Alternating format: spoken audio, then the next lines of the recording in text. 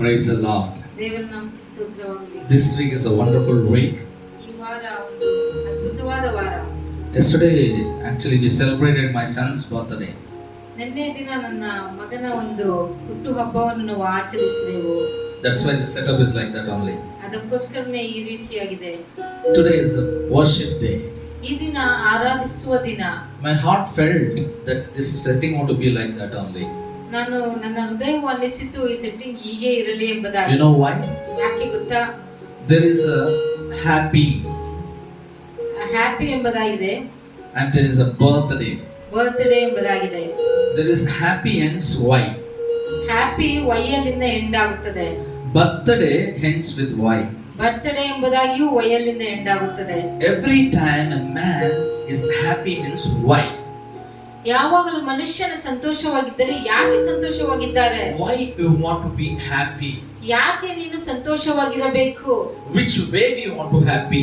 ಯಾವ ರೀತಿಯಲ್ಲಿ ನಾವು ಸಂತೋಷವಾಗಿರಬೇಕು?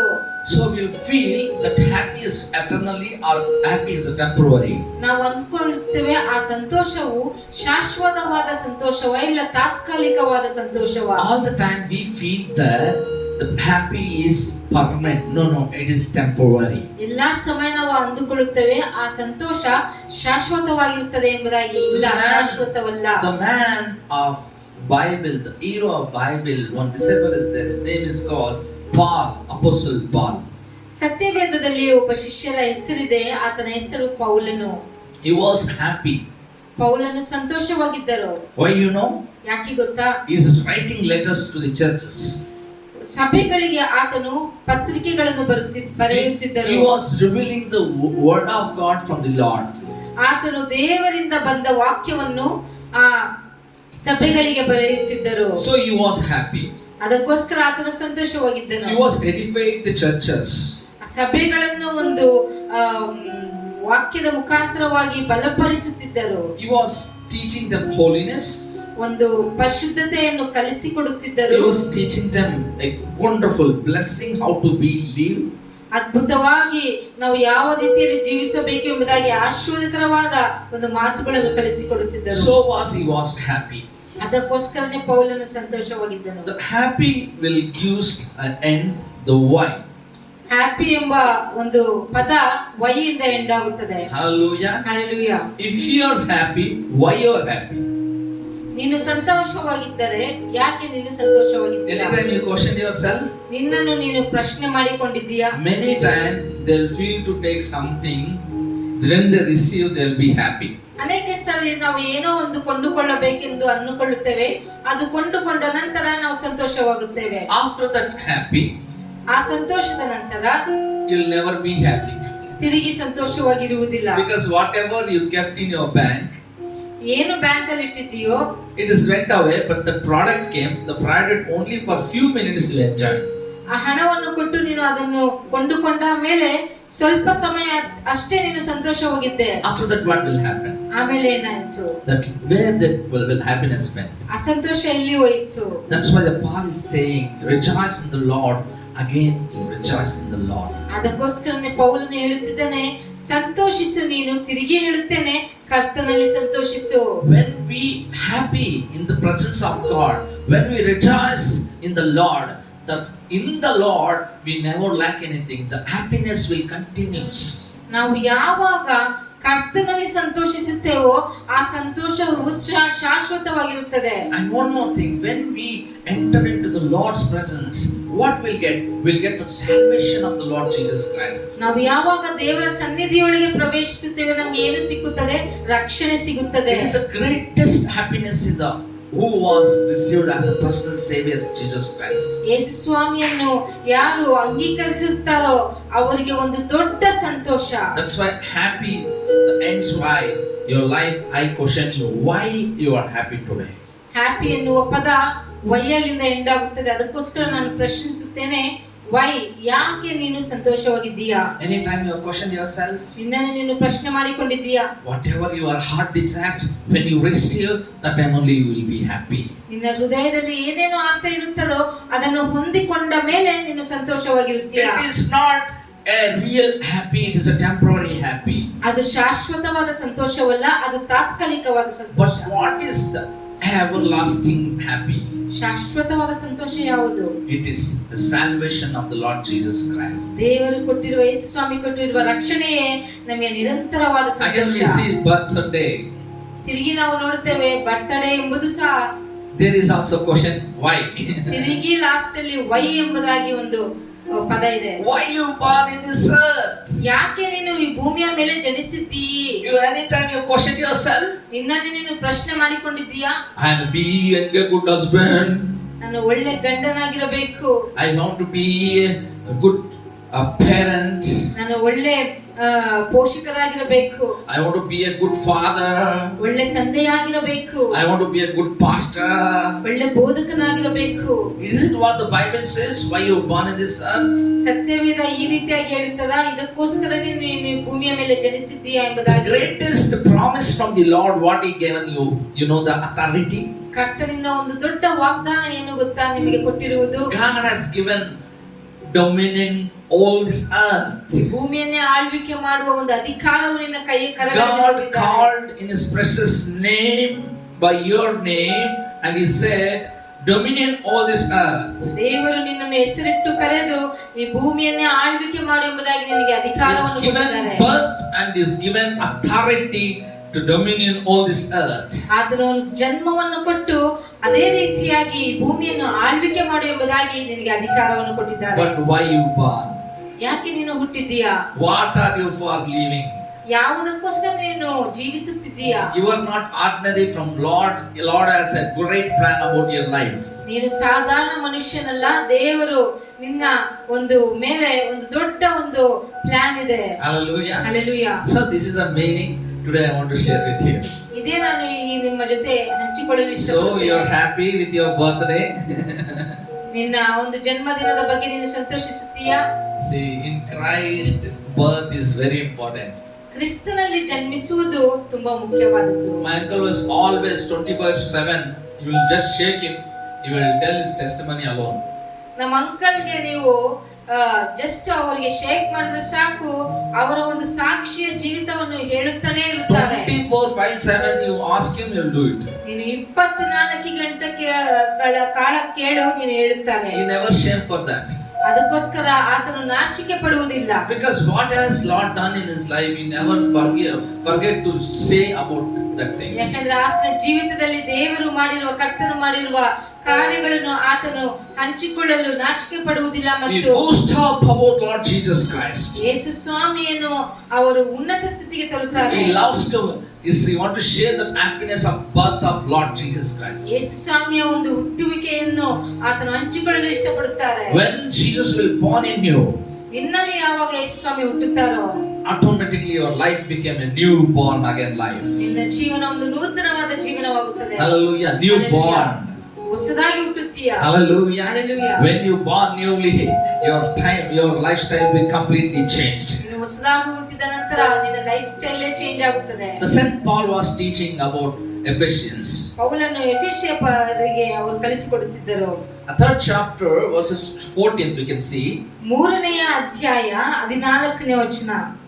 For this reason I bow my knees to the Father of our Lord Jesus Christ, from whom the whole family in heaven and earth is named, that he could grant you according to his riches of his glory to be strengthened with you might through the Spirit in the inner man, that Christ may dwell in your hearts through faith, that you bring roots and grounds in love, may be able to completion with all the saints what is the wine that legend and depth of higher, to know the love of Christ which passed knowledge, and you may be filled with all the fullness of God.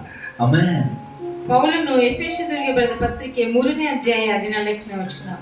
ಹೀಗಿರಲಾಗಿ ಯಾವ ತಂದೆಯಿಂದ ಭೂಪರಲೋಕಗಳಲ್ಲಿರುವ ಪ್ರತಿ ಜನವು ಹೆಸರು ತೆಗೆದುಕೊಂಡು ಕೊಳ್ಳುತ್ತದೋ ಆ ತಂದೆಯ ಮುಂದೆ ನಾನು ಮೊಣಕಾಲೂರಿಕೊಂಡು ನೀವು ದೇವರಾತ್ಮನ ಮೂಲಕ ಅಂತರ್ಯದಲ್ಲಿ ವಿಶೇಷ ಬಲ ಹೊಂದಿದವರಾಗುವ ಹಾಗೆಯೂ ಕ್ರಿಸ್ತನು ನಿಮ್ಮ ನಂಬಿಕೆಯ ಮೂಲಕ ನಿಮ್ಮ ಹೃದಯಗಳಲ್ಲಿ ವಾಸ ಮಾಡುವ ಹಾಗೆಯೂ ಆತನು ತನ್ನ ಮಹಿಮಾತಿಶಯ ಪ್ರಕಾರ ಅನುಗ್ರಹಿಸಲಿ. The word is like this. He actually kneels before the God's Fatherly God. ವಾಕ್ಯವು ಈ ರೀತಿಯಾಗಿದೆ, ಆ ತಂದೆಯ ಮುಂದೆ ಆತನು ಮೊಣಕಾಲೂರಿಕೊಂಡು. What is the meaning by the knees? ಮೊಣಕಾಲೂರಿಕೊಳ್ಳುವುದೆಂದರೆ ಅರ್ಥವೇನು? It is all about surrendering and praying and connecting to the God. ಅದು ದೇವರ ಮುಂದೆ ನಾವು ಸರೆಂಡರ್ ಆಗುವುದು ಮತ್ತು ಪ್ರಾರ್ಥಿಸುವುದು, ದೇವರಿಗೆ ಕನೆಕ್ಟ್ ಆಗುವುದು. Nowadays I think the churches is never kneel down. ಈ ದಿನ ಸಭೆಗಳಲ್ಲಿ ಮೊಣಕಾಲೂರುವುದಿಲ್ಲ. Everybody will come with the shoes and chappals and wear their sandals and they'll come inside, sit in the chair, stand up and go away. ಈ ದಿನಗಳಲ್ಲಿ shoe ಚಪ್ಪಲ್ಗಳೆಲ್ಲ ಹಾಕಿಕೊಂಡು ಸಭೆಗಳಿಗೆ ಬರುತ್ತಾರೆ, ಮತ್ತೆ ನಿಂತುಕೊಳ್ಳುತ್ತಾರೆ, ಹೋಗುತ್ತಾರೆ. It is not meaningful about Bible. ಅದು ಸತ್ಯವೇದದ ಪ್ರಕಾರ ಅರ್ಥವಲ್ಲ. Ephesians, Saint Paul is teaching. What is teaching? ಪೌಲನು ಎಫೆಸದವರಿಗೆ ಏನು I ಕಲಿಸಿಕೊಡುತ್ತಾರೆ? bow my knees to Father. ತಂದೆಯ ಮುಂದೆ ನಾನು ಮೊಣಕಾಲೂರಿಕೊಂಡು. Who will bow before the God with his knees? He never lack anything. ದೇವರ ಮುಂದೆ ಯಾರು ಮೊಣಕಾಲೂರುತ್ತಾರೋ ಅವರು ಯಾವುದಕ್ಕೂ ಕೊರತೆ ಪಡುವುದಿಲ್ಲ. Because our Lord Jesus Christ will show the mercy. ಯಾಕಂದ್ರೆ ಯೇಸು ಸ್ವಾಮಿಯು ಕರುಣೆಯುಳ್ಳವನು, ಕರುಣೆ ತೋರಿಸುತ್ತಾರೆ. From whom the whole family in heaven and the earth the named. ಪರಲೋಕದಲ್ಲಿರುವ ಒಂದು ಕುಟುಂಬವು ಹೀಗಿರಲಾಗಿ ಯಾವ ತಂದೆಯಿಂದ ಭೂಪರಲೋಕಗಳಲ್ಲಿರುವ ಪ್ರತಿ ಜನವು ಹೆಸರು ತೆಗೆದುಕೊಳ್ಳುತ್ತದೋ. See, heaven and earth also, they named by Father's name, they may blessed. They that they could grant according to his riches of his glory. ಭೂಪರಲೋಕಗಳಲ್ಲಿರುವ ಪ್ರತಿ ಜನವು ಸಹ ಆತನಿಂದ ಆಶೀರ್ವಾದ ಹೊಂದಿಕೊಳ್ಳುತ್ತಾರೆ. Hallelujah. Hallelujah. It's not simple way. ಅದು ಸಾಧಾರಣವಾದ ದಾರಿ ಅಲ್ಲ. The God's grace grants us the richness in glory of God Jesus Christ. ದೇವರ ಒಂದು ಕೃಪೆಯು ನಮಗೆ ಆ ಒಂದು ಐಶ್ವರ್ಯವನ್ನು ತೆಗೆದುಕೊಂಡು ಬರುತ್ತದೆ. Nothing will take and come the riches in our lives. ನಮ್ಮ ಜೀವನದಲ್ಲಿ ಯಾವುದೂ ಐಶ್ವರ್ಯವನ್ನು ತೆಗೆದುಕೊಂಡು ಬರುವುದಿಲ್ಲ. But we'll see step by step after this 14th verse. ನಾವು ಒಂದರ ಹಿಂದೆ ಒಂದು 14ನೇ ವಚನ ನೋಡಿಕೊಳ್ಳುವಾಗ, the first life, the believer life, they want to be connected to pray to prayers. ವಿಶ್ವಾಸಿ ಒಂದು ಜೀವನ ಯಾಗಿರಬೇಕಂದ್ರೆ ಒಂದು ಪ್ರಾರ್ಥನೆಗೆ ಕನೆಕ್ಟ್ ಆಗಿರಬೇಕು. The prayer life is not there, you cannot grant, God cannot grant anything in your life. ಪ್ರಾರ್ಥನೆ ಜೀವಿತ ನಿನ್ನಲ್ಲಿ ಇಲ್ಲದೆ ಇದ್ದರೆ ನೀನು ಯಾವುದನ್ನು ಹೊಂದಿಕೊಳ್ಳಲು ಸಾಧ್ಯವಿಲ್ಲ. Many times me and Rachel was praying separately. ಅನೇಕ ಸಾರಿ ನಾನು ಮತ್ತು ರೇಚಲ್ ಒಂದು ಸಪರೇಟ್ ಆಗಿ ಪ್ರಾರ್ಥನೆ ಮಾಡಿಕೊಳ್ಳುತ್ತಿದ್ದೆವು. Sometimes it came crucial life in a time, very tough time came. ಸ್ವಲ್ಪ ಸಮಯದಲ್ಲಿ ಒಂದು ಕಷ್ಟವಾದ ಸಮಯ ಬಂದಿತು. We decided to do 21 days fasting without fail, catching our hands. 21 ದಿವಸ ನಾವು ಕರಗಳನ್ನು ಹಿಡಿದುಕೊಂಡು ಪ್ರಾರ್ಥನೆ ಮಾಡುವುದಕ್ಕೆ ಪ್ರಾರಂಭಿಸಿದೆವು. Every day without missing, 21 days we prayed. ಪ್ರತಿದಿನ ಮಿಸ್ ಮಾಡದೆ 21 ದಿವಸ ನಾವು ಮಾಡಿದೆವು. We saw the greatest breakthrough in our lives. ಒಂದು ದೊಡ್ಡ ಒಂದು ಬಿಡುಗಡೆಯನ್ನು ನಮ್ಮ ಜೀವನದಲ್ಲಿ ನೋಡಿದೆವು. I tried everywhere, we never get the breakthrough. ನಾನು ಎಲ್ಲಾ ಜಾಗದಲ್ಲಿಯೂ ನಾನು ಬಿಡುಗಡೆಗೋಸ್ಕರ ನೋಡಿದೆ, ಎಲ್ಲೂ ಸಿಗಲಿಲ್ಲ. All talent I put into my effects. ನನ್ನ ಟ್ಯಾಲೆಂಟ್ ಎಲ್ಲ ಹಾಕಿದೆನು, but nothing worked out. ಯಾವುದು ವರ್ಕೌಟ್ ಆಗಲಿಲ್ಲ. But only thing work out when we pray, that work out more. ಯಾವಾಗ ನಾವು ಒಗ್ಗಟ್ಟಿನಿಂದ ಪ್ರಾರ್ಥನೆ ಮಾಡಿದೆವೋ ಅದು ಬಿಡುಗಡೆಯನ್ನು ತಂದುಕೊಂಡಿದೆ. Friends, when you connected to God, ಸ್ನೇಹಿತರೆ, ಯಾವಾಗ ನೀವು ದೇವರಿಗೆ ಕನೆಕ್ಟ್ ಆಗಿರುತ್ತೀರೋ, commit, ನೀವು ಕಮಿಟ್ ಮಾಡಿ, have the covenant with the Lord. ದೇವರಿಗೆ ನಿಮ್ಮಂತ ಒಪ್ಪಂದ ಮಾಡಿಕೊಳ್ಳಿರಿ. When you covenant with the Lord, God will do mighty things. ಕರ್ತನಿಗೆ ಯಾವಾಗ ಒಪ್ಪಂದ ಮಾಡಿಕೊಳ್ಳುತ್ತೀರೋ ದೇವರು ಅದ್ಭುತ ಕಾರ್ಯಗಳನ್ನು ಮಾಡ್ತಾನೆ. 17th verse is wonderful. 17ನೇ ವಚನ ಅದ್ಭುತವಾದದ್ದು. Hallelujah. Hallelujah. That Christ may dwell in you, your hearts, through faith. ಕ್ರಿಸ್ತನು ನಿಮ್ಮ ನಂಬಿಕೆಯ ಮೂಲಕ ನಿಮ್ಮ ಹೃದಯಗಳಲ್ಲಿ ವಾಸ ಮಾಡುವ ಹಾಗೆಯೂ. Christ cannot will be dwell in you without your faith. ಕ್ರಿಸ್ತನು ನಿನ್ನಲ್ಲಿ ನಂಬಿಕೆ ಇಲ್ಲದೆ ಇದ್ದರೆ ಕ್ರಿಸ್ತನು ಕಾರ್ಯ ಮಾಡಲು ಸಾಧ್ಯವಾಗುವುದಿಲ್ಲ. Never, it is never. ಆಗುವುದಿಲ್ಲ. By faith only God will in your heart. ನಂಬಿಕೆಯ ಮುಖಾಂತರವೇ ದೇವರು ನಿನ್ನ ಹೃದಯದಲ್ಲಿ ಇರುತ್ತಾರೆ. That's why I say, my dear many friends, ನಾನು ಅದಕ್ಕೋಸ್ಕರ ಸ್ನೇಹಿತರೆ ಹೇಳುತ್ತೇನೆ, according to what you believe, you will see that the glory of God will be working. ನೀನು ಏನು ನಂಬುತ್ತೀಯೋ ಅದರ ಮಹಿಮೆಯನ್ನು ನೀನು ಕಾಣುತ್ತೀಯಾ. You are not believing, you cannot see everything. ನೀನು ನಂಬದೆ ಹೋದರೆ ನೀನು ಕಾಣಲು ಸಾಧ್ಯವಿಲ್ಲ. My pastor is praying for me, continually fasting and praying for my things, but till not done. ನಮ್ಮ ಬೋಧಕರು ನನಗೋಸ್ಕರ ಪ್ರಾರ್ಥಿಸುತ್ತಿದ್ದಾರೆ, ಆದರೂ ನಾನು ಆ ಬಿಡುಗಡೆಯನ್ನು ಕಾಣುತ್ತಿಲ್ಲ. Jesus done many miracles. ಯೇಸು ಸ್ವಾಮಿ ಅನೇಕ ಅದ್ಭುತಗಳನ್ನು ಮಾಡಿದ್ದಾರೆ. Miracles when he is doing, he said, according to your faith you are healed. ಯೇಸು ಸ್ವಾಮಿ ಅದ್ಭುತ ಮಾಡಿದಾಗ ಹೇಳಿದರು, ನಿನ್ನ ನಂಬಿಕೆಯು ನಿನ್ನನ್ನು ಸ್ವಸ್ಥತೆ ಮಾಡುತ್ತದೆ. But Jesus only healed them, but he said one word. ಯೇಸು ಸ್ವಾಮಿಯ ಸ್ವಸ್ಥತೆ ಮಾಡಿದರು, ಆದರೆ ಒಂದು ವಾಕ್ಯ ಹೇಳಿದರು, according to your heart fear of faith you can healed, according to your belief you are healed. ನಿನ್ನ ನಂಬಿಕೆಯ ಮುಖಾಂತರ ನೀನು ಸ್ವಸ್ಥತೆಯನ್ನು ಹೊಂದಿಕೊಳ್ಳುವೆ ಎಂಬುದಾಗಿ ಯೇಸು ಸ್ವಾಮಿ ಹೇಳಿದರು. Hallelujah. Hallelujah. He may tell you go, you will be healed, but God influenced about faith and belief. ಆತನು ಹೇಳಬಹುದು ನೀನು ಹೋಗೋ ಸ್ವಸ್ಥತೆ ಹೊಂದಿಕೊಳ್ಳುತ್ತೀಯ ಅಂತ, ಆದರೆ ಯೇಸು ಸ್ವಾಮಿ ಹೇಳಿದರು, ನಿನ್ನ ನಂಬಿಕೆ, ನಿನ್ನಲ್ಲಿ ನಂಬಿಕೆ ಇದ್ದರೆ ನೀನು ಅದನ್ನು ಪಡೆದುಕೊಳ್ಳುವೆ. First, prayer life. ಮೊದಲನೆಯದಾಗಿ ಪ್ರಾರ್ಥನೆಯ ಜೀವಿತ. Second, having faith in your heart. ಎರಡನೆಯದಾಗಿ ನಿನ್ನ ಹೃದಯದಲ್ಲಿ ನಂಬಿಕೆ.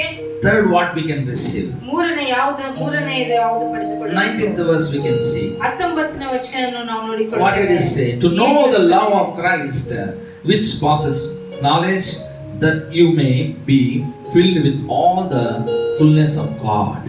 ಕ್ರಿಸ್ತನ ಪ್ರೀತಿಯನ್ನು ತಿಳುಕೊಳ್ಳಲು ಪೂರ್ಣ ಶಕ್ತರಾಗಿದ್ದು ದೇವರ ಸಂಪೂರ್ಣತೆಯ ಮಟ್ಟಿಗೂ ಪರಿಪೂರ್ಣರಾಗುವ ಹಾಗೆ ನಿಮಗೆ ದಯಪಾಲಿಸಿ ಎಂದು ಆತನನ್ನು ಬೇಡಿಕೊಳ್ಳುತ್ತೇವೆ. Hallelujah. Hallelujah. So thirdly, what we can receive? The completeness of God. ಮೂರನೆಯದು ಯಾವುದನ್ನು ನಾವು ಪಡೆದುಕೊಳ್ಳುತ್ತೇವೆ? ಸಂಪೂರ್ಣತೆಯ ದೇವರ The ಸಂಪೂರ್ಣತೆ. prayer life and faith is there. The man has faith and prayer life. You have the completeness of God and fullness of God. ನಿನ್ನಲ್ಲಿ ಪ್ರಾರ್ಥನೆ ಜೀವಿತ ಮತ್ತು ನಂಬಿಕೆ ನಿನ್ನ ಹೃದಯದಲ್ಲಿದ್ದರೆ ಕರ್ತನ ಪೂರ್ಣತೆಯನ್ನು ನೀನು ಪರಿಪೂರ್ಣತೆಯನ್ನು ಪಡೆದುಕೊಳ್ಳಬಹುದು. My dear friends, many will come to me. ಪ್ರಿಯ ಸ್ನೇಹಿತರು ಅನೇಕರು ನನ್ನ ಹತ್ತಿರ ಬರುತ್ತಾರೆ. What they ask, you know? ಏನು ಕೇಳುತ್ತಾರೆ ಗೊತ್ತಾ? Why it's not happening, dear pastor? ಯಾಕೆ ಇದು ನಡೆಯುತ್ತಿಲ್ಲ ಪಾಸ್ಟ್ರೇ? Why we are praying, nothing is happening? ನಾವು ಪ್ರಾರ್ಥನೆ ಮಾಡುತ್ತಿದ್ದೇವೆ, ಏನೂ ಆಗುತ್ತಿಲ್ಲ. Me and my family will sit correctly on time every day. ನಾನು ನನ್ನ ಕುಟುಂಬವು ಸರಿಯಾದ ಸಮಯಕ್ಕೆ ಕುಳಿತುಕೊಂಡು ಪ್ರಾರ್ಥಿಸುತ್ತೇವೆ. But God not answering our prayer. ದೇವರು ನಮ್ಮ ಪ್ರಾರ್ಥನೆಗೆ ಉತ್ತರ ಕೊಡುತ್ತಿಲ್ಲ. Dear one, what you are praying? ಪ್ರಿಯರೇ, ನೀನು ಏನು ಪ್ರಾರ್ಥನೆ ಮಾಡುತ್ತಿದ್ದೀಯಾ? Build house. ಮನೆ ಕಟ್ಟುವುದಕ್ಕೋಸ್ಕರನ? Take the car. ಕಾರ್ ಖರೀದಿಸುವುದಕ್ಕೋಸ್ಕರ? Purchase the gold. ಬಂಗಾರವನ್ನು ತೆಗೆದುಕೊಳ್ಳುವುದಕ್ಕೋಸ್ಕರ? You don't have money, bank balance at your bank. ನಿನ್ನ ಬ್ಯಾಂಕ್ ಬ್ಯಾಲೆನ್ಸ್ ಇಲ್ಲ, ಹಣ. Leave it. Money is there or not there, God will do miracle. ಹಣ ಇದೆಯೋ ಇಲ್ಲವೋ ದೇವರು ಅದ್ಭುತ ಮಾಡುತ್ತಾರೆ. But mainly, I will see your heart. There is no faith. ಆದರೆ ನಾನು ನಿನ್ನ ಹೃದಯ ನೋಡಿದಾಗ ನಿನ್ನ ಹೃದಯದಲ್ಲಿ ನಂಬಿಕೆ ಇಲ್ಲ. If you don't have faith, whatever you pray, the prayer will not answer. ನಿನ್ನ ಹೃದಯದಲ್ಲಿ ನಂಬಿಕೆ ಇಲ್ಲದೆ ನೀನು ಎಷ್ಟು ಪ್ರಾರ್ಥನೆ ಮಾಡಿದರೂ ಉತ್ತರ ಸಿಗುವುದಿಲ್ಲ. In your life, you have to pray. ನಿನ್ನ ಜೀವನದಲ್ಲಿ ನೀನು ಪ್ರಾರ್ಥಿಸಬೇಕು. With faith. ನಂಬಿಕೆಯಿಂದ ಪ್ರಾರ್ಥಿಸು. Hallelujah. Hallelujah. Then you can see the knowledge of God operating in you. You can walk out. You can do the what way God will show you, and God will make the miracle in your life. ನಂಬಿಕೆಯಿಂದ ಯಾವಾಗ ನೀನು ಪ್ರಾರ್ಥಿಸುತ್ತೀಯೋ ದೇವರ ಜ್ಞಾನವನ್ನು ನೀನು ಪಡೆದುಕೊಳ್ಳುತ್ತೀಯಾ. Families. ಕುಟುಂಬಗಳು. Doesn't look anything what you have. ನಿನ್ನಲ್ಲಿರುವುದನ್ನು ನೀನು ನೋಡಬೇಡ. Don't be feel happy seeing that. ನಿನ್ನಲ್ಲಿರುವುದನ್ನು ನೋಡಿ ನೀನು ಸಂತೋಷಿಸಬೇಡ. You don't underestimate after getting this I will be settled in this way. ನಾನು ಇದು ಸಿಕ್ಕಿದ ನಂತರ ನಾನು ಸೆಟ್ಲ್ ಆಗುತ್ತೇನೆ ಎಂಬುದಾಗಿ ಹೇಳಬೇಡ. Dubai. Dubai. There was the plan to get water. They send artificial chemicals upon the sky. The flood came. ದುಬೈಯಲ್ಲಿ ಒಂದು ನೀರಿಗೋಸ್ಕರ ಆರ್ಟಿಫಿಷಿಯಲ್ ಕೆಮಿಕಲ್ಸ್ ಕಳಿಸಿದರು. Automatically flood came, like water came, rain came, but 1 year rain came immediately, very few days. Flood ಬಂದಿತ್ತು ಮತ್ತು ತಕ್ಷಣವೇ ಮಳೆ ಸುರಿಯಿತು. What happened? ಏನಾಯ್ತು? Many things went vanished. ಎಲ್ಲಿ ಅನೇಕ ನಶಿಸಿ ಹೋಯಿತು. You know why? ಯಾಕೆ ಗೊತ್ತಾ? It is their plans, their ideas. ಅದು ಅವರ ಐಡಿಯಾ, ಅವರ ಪ್ಲಾನ್ಗಳು. Hallelujah. Hallelujah. Everything vanished and went. ಎಲ್ಲವೂ ನಶಿಸಿ ಹೋಯಿತು. Now Manipur, what happened? ಮಣಿಪುರಲ್ಲಿ ಏನಾಯ್ತು? Many are left Manipuri wealth and properties in that place. ಅನೇಕರು ಮಣಿಪುರನ್ನು ಅವರ ಆಸ್ತಿ ಮನೆಗಳನ್ನೆಲ್ಲ ಬಿಟ್ಟು ಬಂದ್ಬಿಟ್ಟರು. They are living in fear. ಭಯದಿಂದ ಅವರು ಜೀವಿಸುತ್ತಿದ್ದಾರೆ. What tomorrow will happen, they don't know. ನಾಳೆ ಏನಾಗುತ್ತದೋ ಅವರಿಗೆ ಗೊತ್ತಿಲ್ಲ. My dear ones, ಪ್ರಿಯರೇ, your wealth cannot save you. ನಿನ್ನ ಒಂದು ಆಸ್ತಿ ನಿನ್ನನ್ನು ಜೀವಿಸಲು, ನಿನ್ನನ್ನು ಕಾಪಾಡಲು ಸಾಧ್ಯವಿಲ್ಲ. Your property cannot hold you. ನಿನ್ನ ಆಸ್ತಿ ನಿನ್ನನ್ನು ಹಿಡಿದುಕೊಳ್ಳಲು ಸಾಧ್ಯವಿಲ್ಲ. And whatever you have jobs, it will not give you life. ನಿನ್ನಲ್ಲಿರುವ ಕೆಲಸವು ನಿನಗೆ ಜೀವವನ್ನು ಕೊಡಲು ಸಾಧ್ಯವಿಲ್ಲ. Your degrees, your double degrees, your gold medals, your PhDs, nothing can save you. ನಿನ್ನಲ್ಲಿರುವ ಒಂದು ಡಿಗ್ರಿ, ಡಬಲ್ ಡಿಗ್ರಿ, PhD ಎಷ್ಟೇ ನೀನು ಓದಿದ್ದರೂ ಅದು ನಿನ್ನನ್ನು ಕಾಪಾಡುವುದಿಲ್ಲ. It is only by the grace of God we are living every day. ಪ್ರತಿದಿನ ನಾವು ಬದುಕುತ್ತಿರುವುದು ದೇವರ ಕೃಪೆಯಿಂದ. Today we and you, ಈ ದಿನ ನಾನು ಮತ್ತು ನೀನು what we want to do? ಏನು ಮಾಡಬೇಕು? We want to have faith and prayer. ಈ ದಿನದಲ್ಲಿ ನಾವು ನಂಬಿಕೆ ಇರಬೇಕು ಮತ್ತು ಪ್ರಾರ್ಥನೆ ಇರಬೇಕು. The Spirit of the Lord will fulfill in our life. He will come inside of us. He led in the Spirit. We will be taking everything in a perfect victory. ಯಾವಾಗ ನಂಬಿಕೆಯಿಂದ ನಾವು ಪ್ರಾರ್ಥನೆ ಮಾಡುತ್ತೇವೋ ಕರ್ತನ ಆತ್ಮವು ನಮ್ಮಲ್ಲಿ ಬಂದು ನಮ್ಮನ್ನು ನಡೆಸುತ್ತದೆ. Yesterday too we don't have any money to celebrate my son's birthday. ನಿನ್ನೆಯೂ ಸಹ ನನ್ನ ಮಗನ ಒಂದು ಬರ್ತ್ಡೇಯನ್ನು ಆಚರಿಸಲು ನನ್ನ ಕರಗಳಲ್ಲಿ ಹಣವಿರಲಿಲ್ಲ. We have prayer. ಪ್ರಾರ್ಥನೆ ಇತ್ತು. We have faith. ನಂಬಿಕೆ ಇತ್ತು. But we don't have money bank. ನಮ್ಮಲ್ಲಿ ಹಣವಿರಲಿಲ್ಲ. But God made within a day. ದೇವರು ಒಂದೇ ದಿವಸದಲ್ಲಿ ಅದ್ಭುತ ಮಾಡಿದರು. I tried to take credit. ನಾನು ಸಾಲ ತೆಗೆದುಕೊಳ್ಳಬೇಕು ಅಂದುಕೊಂಡೆ. But my God is faithful. He provided me without credit. ದೇವರು ನಂಬಿಗಸ್ತನು, ಸಾಲ ಇಲ್ಲದೆ ಒಂದು ಹುಟ್ಟುಹಬ್ಬವನ್ನು ಆಚರಿಸಲು ಅದ್ಭುತ ಕಾರ್ಯವನ್ನು ಮಾಡಿದರು. I never ask in my debt situation also to anyone, I want money, please give me to celebrate or anything. Only God, anytime He inspired, I'll put the message. I never go personally and demand for anyone for money. ನಾನು ಕಷ್ಟದ ಸಮಯದಲ್ಲಿ ಸಹ ಯಾರನ್ನು ಹೋಗಿ ನಾನು ಕೇಳುವುದಿಲ್ಲ. ದೇವರನ್ನಷ್ಟೇ ನಾನು ನಂಬಿ ನಾನು ದೇವರ ಹೇಳಿದ ಪ್ರಕಾರ ನಡೆದುಕೊಂಡು ಹೋಗುತ್ತೇನೆ. When God will do, everything will be fine.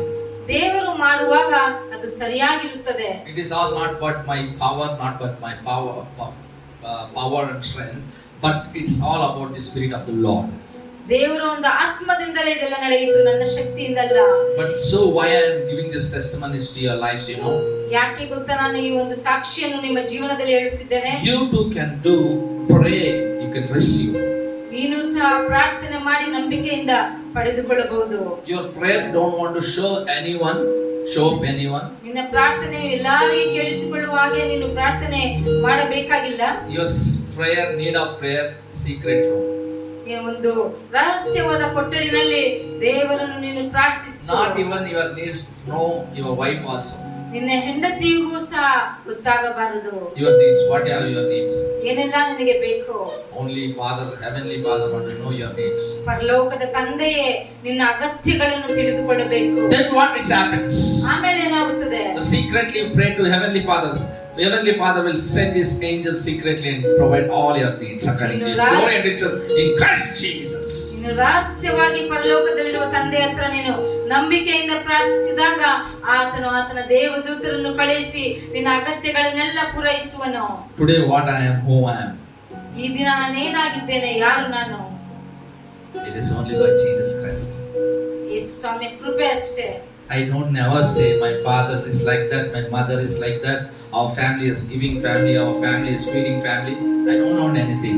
What I am today, it is only by the grace of God. ನನ್ನ ತಂದೆ ಹೀಗೆ, ನನ್ನ ತಾಯಿ ಹೀಗೆ ಎಂಬುದಾಗಿ ನನ್ನ ಯಾರ ಬಗ್ಗೆನೂ ಹೇಳಲು ಇಷ್ಟಪಡುವುದಿಲ್ಲ. ಈ ದಿನ ನಾನು ಏನಾಗಿದ್ದೇನೋ ಅದು ಯೇಸು ಸ್ವಾಮಿಯ ಕೃಪೆ ಅಷ್ಟೇ. All glory belongs to the Lord Jesus Christ, all alone. ಎಲ್ಲಾ ಮಹಿಮೆ ಯೇಸು ಸ್ವಾಮಿ ಒಬ್ಬರಿಗೆ ನಾನು ಸಲ್ಲಿಸುತ್ತೇನೆ. May anyone come and midst of us and he can be helping us, but I feel that help comes from the Lord, not any man's. ನನಗೆ ಯಾರಾದರೂ ಬಂದು ಸಹಾಯ ಮಾಡಬಹುದು, ಆದರೆ ಆ ಸಹಾಯ ಯೇಸು ಸ್ವಾಮಿಯಿಂದನೇ ಬಂದದ್ದು. So don't please any man. ಯಾವ ಮನುಷ್ಯನು ನೀನು ಒಪ್ಪಿಗೆ ಮಾಡಿಕೊಳ್ಳಬೇಕಾಗಿಲ್ಲ. When you just please the man having all the heart, the Bible says. ನೀನು ಯಾವಾಗ ಮನುಷ್ಯನನ್ನು ಮೆಚ್ಚಿಸುತ್ತೀಯೋ ಮನುಷ್ಯನಿಗೆ ಶ್ರಮೆ. Chudra. Hallelujah. Hallelujah. Hallelujah. Hallelujah. So just glory to the Lord. ದೇವರಿಗೆ ಮಹಿಮೆ. Hallelujah. Hallelujah. So whenever anybody will come as a person and help you, pray for him secretly to have good health. ಯಾರಾದರೂ ನಿನಗೆ ಬಂದು ಸಹಾಯ ಮಾಡಿದರೆ ರಹಸ್ಯವಾಗಿ ಅವರಿಗೋಸ್ಕರ ನೀನು ಪ್ರಾರ್ಥಿಸು, ಒಳ್ಳೆ ಆರೋಗ್ಯಕ್ಕೋಸ್ಕರ. Actually uncle was telling that he got healed completely that leg. Uncle ಹೇಳುತ್ತಿದ್ದರು ಆ ಕಾಲು ಪರಿಪೂರ್ಣವಾಗಿ ಸ್ವಸ್ಥತೆ ಹೊಂದಿಕೊಂಡರು ಎಂಬುದಾಗಿ. When he came from Vellore, he was in the painful, the leg was pain. ವೆಲ್ಲೂರಿಂದ ಬಂದಾಗ ಆ ಕಾಲು ನೋವಿನಿಂದ ಇತ್ತು. And he said today that God had healed me completely. ಈ ದಿನ ದೇವರಿಗೆ ಸಾಕ್ಷಿಯಾಗಿ ಹೇಳಿದರು, ದೇವರು ಪರಿಪೂರ್ಣವಾಗಿ ಸ್ವಸ್ಥತೆ ಮಾಡಿದರು ಎಂಬುದಾಗಿ. And my house built by 2400 square feet. ಈ ಮನೆಯನ್ನು 2400 ಸ್ಕ್ವೇರ್ ಫೀಟ್ ಅಲ್ಲಿ ಕಟ್ಟಿದ್ದಾರೆ. What you know, miracle happened. ಏನು ಒಂದು ದೊಡ್ಡ ಅದ್ಭುತ ಗೊತ್ತಾ? The leg pain who had, that man cleared totally this garden. ಆ ಕಾಲು ನೋವಿನಿಂದ ಇದ್ದ ಆ ಮನುಷ್ಯನು ಈ ಗಾರ್ಡನ್ ಎಲ್ಲ ಕ್ಲೀನ್ ಮಾಡಿದ್ದಾರೆ. Whatever he sow, God, children of God, ದೇವರ ಮಕ್ಕಳಿಗೆ ಏನು ಬಿತ್ತುತ್ತೇವೋ surely they'll receive back to that blessings. ನಿಜವಾಗಲೂ ಆಶೀರ್ವಾದವನ್ನು ಪಡೆದುಕೊಳ್ಳುತ್ತಾರೆ. That uncle know that blessing. ಅಂಕಲ್ಗೆ ಗೊತ್ತು ಆಶೀರ್ವಾದ ಬಗ್ಗೆ. Where you want to sow, ಎಲ್ಲಿ ಬಿತ್ತಬೇಕು, where we sow, where the miracle is, where the God is functioning. ಎಲ್ಲಿ ಬಿತ್ತಬೇಕು, ಎಲ್ಲೂ ದೇವರು ಕಾರ್ಯ ಮಾಡುತ್ತಾರೆ. Hallelujah. Hallelujah. So he's a man of giver. ಆ ಮನುಷ್ಯನು ದೇವರಿಗೆ ಕೊಡುವ ಮನುಷ್ಯನು. So I glorify the Lord Jesus Christ to heal completely him. ಯೇಸು ಸ್ವಾಮಿಗೆ ನಾನು ಮಹಿಮೆ ಪಡಿಸುತ್ತೇನೆ, ಆತನನ್ನು ದೇವರು ಪರಿಪೂರ್ಣವಾಗಿ ಸ್ವಸ್ಥತೆಯನ್ನು ಕೊಡಬೇಕು ಎಂಬುದಾಗಿ. Given already. ಆಲ್ರೆಡಿ ಕೊಟ್ಟು ಬಿಟ್ಟಿದ್ದಾರೆ. Thank you for that, Lord. ದೇವರೇ ಕರ್ತನೇ ನಿಮಗೆ ಅದಕ್ಕೋಸ್ಕರ ಸ್ತೋತ್ರ. So 3, your life want to have 1 prayer, 1 faith and 1 fullness of God. ಮೊದಲನೆಯದಾಗಿ ಪ್ರಾರ್ಥನೆ ಜೀವಿತ ಇರಬೇಕು, ಎರಡನೆಯದಾಗಿ ನಂಬಿಕೆಯಿಂದ ಪ್ರಾರ್ಥಿಸಬೇಕು, ಮೂರನೆಯದಾಗಿ ಕರ್ತನ ಪರಿಪೂರ್ಣತೆ ನಮ್ಮಲ್ಲಿರಬೇಕು. When you have this 3, nothing is impossible to you. ಈ ಮೂರು ಸಂಗತಿಗಳು ನಮ್ಮಲ್ಲಿದ್ದರೆ ಯಾವುದಕ್ಕೂ ಅಸಾಧ್ಯವಾಗುವುದಿಲ್ಲ. The wonderful Corinthians, this Bible Church of Corinthians, Paul will say, and 3rd chapter 16 verse, you do not know you are the living temple of the God. ಪೌಲನು ಕೊರಿಂಥದವರಿಗೆ ಬರೆದ ಪತ್ರಿಕೆಯಲ್ಲಿ 3ನೇ ಅಧ್ಯಾಯ 16ನೇ ವಚನದಲ್ಲಿ, ನಿಮಗೆ ಗೊತ್ತಿಲ್ವಾ ನೀವು ಜೀವಿಸುವ ದೇವರಿಗೆ ಆಲಯವಾಗಿದ್ದೀರಿ ಎಂಬುದಾಗಿ. When we have fullness of God, we will be temple for God. ಯಾವಾಗ ನಾವು ದೇವರಿಗೆ ಪರಿಪೂರ್ಣತೆ ಆಗಿರುತ್ತೇವೋ ನಮ್ಮ ಶರೀರವು ದೇವರಿಗೆ ಆಲಯವಾಗುತ್ತದೆ. Physically we saw many devil will come to the church, it will be manufactured and it will be delivered and it will be live because the temple of God. I bet. Physical ಆಗಿ ನಾವು ನೋಡುವುದಾದರೆ ಅನೇಕರು ಸ್ವಸ್ಥತೆಗೋಸ್ಕರ ಬಂದರು, ಅವರು ಸ್ವಸ್ಥತೆಯನ್ನು ಹೊಂದಿಕೊಂಡರು. Hallelujah. Hallelujah. Because the temple is so much power, presence of God will be there upon them. ಯಾಕಂದರೆ ದೇವರ ಆಲಯವು ಶಕ್ತಿ ಉಳ್ಳದ್ದು ಮತ್ತು ಆಶೀರ್ವಾದವನ್ನು ಹೊಂದಿಕೊಳ್ಳುತ್ತದೆ, ಸ್ವಸ್ಥತೆ. May God bless you, my dear ones. ದೇವರು ನಿಮ್ಮನ್ನು ಆಶೀರ್ವದಿಸಲಿ ಪ್ರಿಯರೇ. Thank you for listening these words. Wonderful. God bless you. ಇದನ್ನು ಕೇಳಿಸಿಕೊಳ್ಳುವುದಕ್ಕೋಸ್ಕರ ನಿಮಗೆ ಸ್ತೋತ್ರ. ದೇವರು ನಿಮ್ಮನ್ನು ಆಶೀರ್ವದಿಸಲಿ. Let us pray. Gracious Heavenly Father, ಕೃಪೆಯುಳ್ಳ ಪರಲೋಕದ ತಂದೆಯೇ, whatever you taught us today, Lord, ನೀನೇನು ನಮಗೆ ಕಲಿಸಿಕೊಟ್ಟಿದ್ದೀಯೋ, we want to have a prayerful life. ನಾವು ಪ್ರಾರ್ಥನೆಯ ಜೀವಿತವಿರಬೇಕು. Whatever we pray, we want to have faith. ನಾವು ಏನು ಪ್ರಾರ್ಥಿಸುತ್ತೇವೋ ನಂಬಿಕೆ ಇರಬೇಕು. And you grant all of Father God our needs, and you fulfill. You will be fullness of in our lives. ತಂದೆ, ನೀವು ನಮ್ಮ ಜೀವನದಲ್ಲಿ ಪರಿಪೂರ್ಣತೆಯಾಗಿರಿ. Thank you, Lord, my God. ತಂದೆ, ನಿಮಗೆ ಸ್ತೋತ್ರ. Who are listening, bless them, oh Father God. ಯಾರೆಲ್ಲ ಕೇಳಿಸಿಕೊಳ್ಳುತ್ತಿದ್ದಾರೋ ಅವರನ್ನು ಆಶೀರ್ವದಿಸಿ. Let them have a beautiful life. ಸುಂದರವಾದ ಜೀವನವಿರಲಿ. Thank you, Jesus. ಕರ್ತನೇ, ನಿಮಗೆ ಸ್ತೋತ್ರ. Increase their prayerful life and faith and fullness. ಪ್ರಾರ್ಥನೆಯ ಜೀವಿತವನ್ನು ತಂದೆ ಜಾಸ್ತಿ ಮಾಡು ಮತ್ತು ನಂಬಿಕೆಯನ್ನು ಅವರಿಗೆ ಜಾಸ್ತಿ ಮಾಡು. We give you all the glory and authority. In Jesus' mighty name we pray. ಎಲ್ಲಾ ಘನ ಮಹಿಮೆ ನಿಮ್ಮೊಬ್ಬರಿಗೆ ಯೇಸುವಿನ ನಾಮದಲ್ಲಿ ಬೇಡಿಕೊಳ್ಳುತ್ತೇವೆ. Amen. Amen. May God bless you. ದೇವರು ನಿಮ್ಮನ್ನು ಆಶೀರ್ವದಿಸಲಿ. Next week we see ಮುಂದಿನ ವಾರ ನಾವು ನೋಡಿಕೊಳ್ಳೋಣ with the good word of God. ದೇವರ ವಾಕ್ಯದ ಮುಖಾಂತರವಾಗಿ. Amen. ಆಮೆನ್.